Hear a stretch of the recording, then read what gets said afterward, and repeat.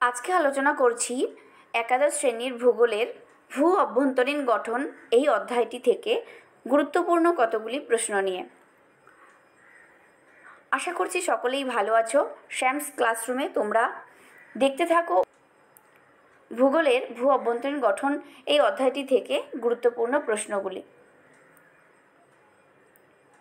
প্রথম প্রশ্ন রয়েছে, দেখো, ভূপৃষ্ঠ থেকে কেন্দ্রবিন্দুর গভীরতা ৬৩৭১ কিলোমিটার। পৃথিবীর কেন্দ্রের উষ্ণতা হল ৬০০০ ডিগ্রি সেলসিয়াস।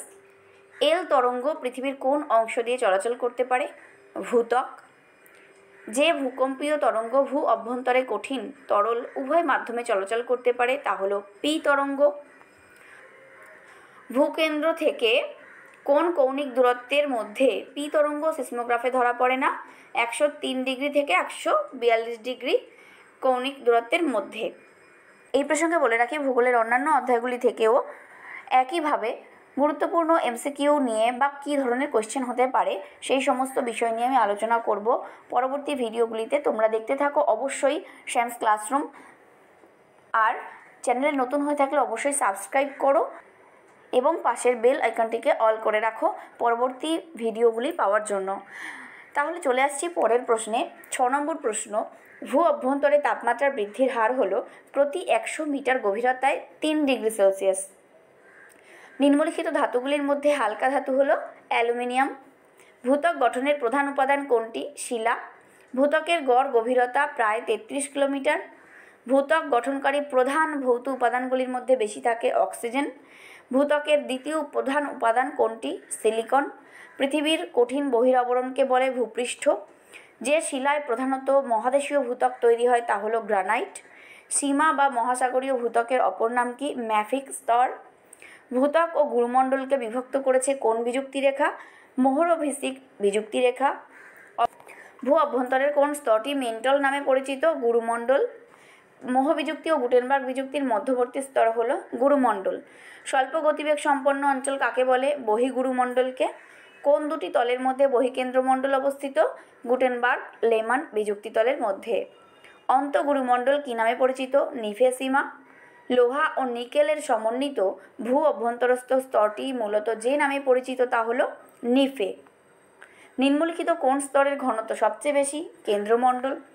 কেন্দ্রমণ্ডল গঠনকারী উপাদান কি? নিকেল। সত্য মিথ্যা নির্বাচন করো।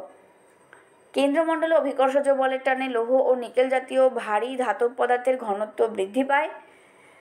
২ নম্বর, ১০০ মিটার গভীরতা বৃদ্ধিতে উষ্ণতা বাড়ে ২.৫ ডিগ্রি থেকে ৩ ডিগ্রি। এবং ৩ নম্বরে রয়েছে পৃথিবীর কেন্দ্রের দিকে উষ্ণতা ক্রমশ কমতে থাকে।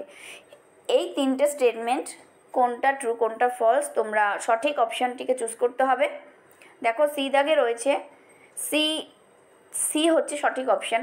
সি এর ১ হচ্ছে টি, অর্থাৎ কেন্দ্রমণ্ডল অভিকর্ষজ বলের টানে লৌহ ও নিকেল জাতীয় ভারী ধাতব পদার্থের ঘনত্ব বৃদ্ধি পায় এবং এটি হচ্ছে ট্রু।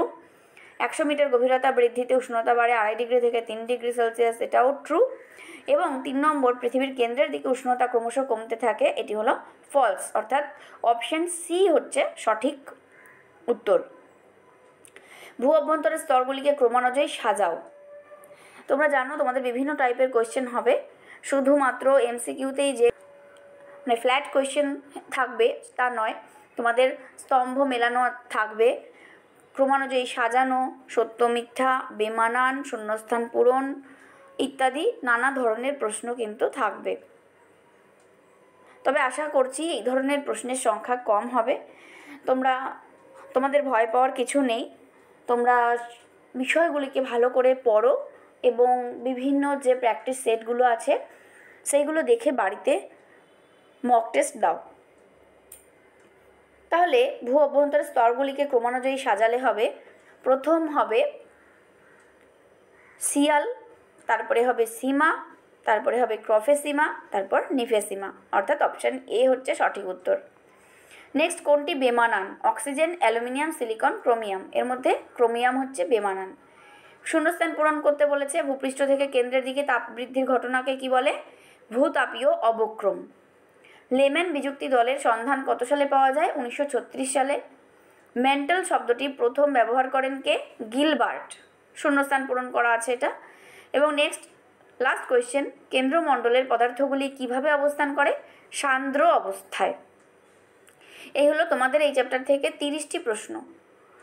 পরবর্তীতে নিয়ে আসবো আরও প্রশ্ন। প্র্যাকটিস করতে থাকো এই প্রশ্নগুলি খাতায় লিখে। ভালো থেকো, টাটা।